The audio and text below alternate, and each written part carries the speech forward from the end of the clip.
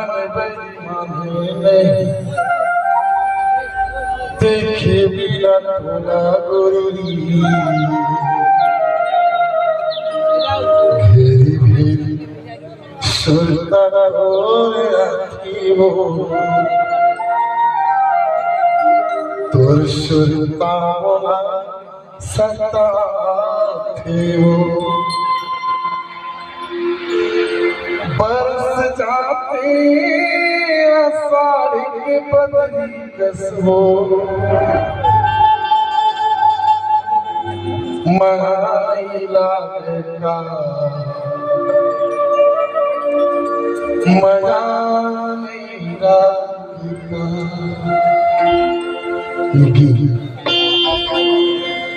ऐसे नायक के ऊपर लिखी गई है दोस्तों जिसकी नायिका वर्षों पहले मर चुकी है गुजर चुकी लेकिन वह उसको आज भी उसका आने का इंतजार एक छोटी सी बच्ची है जिसमें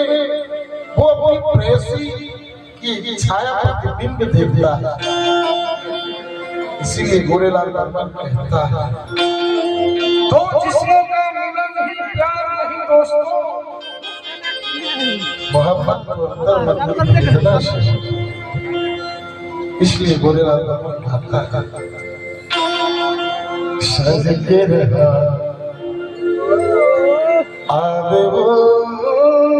सोन चिड़िया सज के रहा आवे वो सोन चिड़िया गए जादू डाली रास्ता मने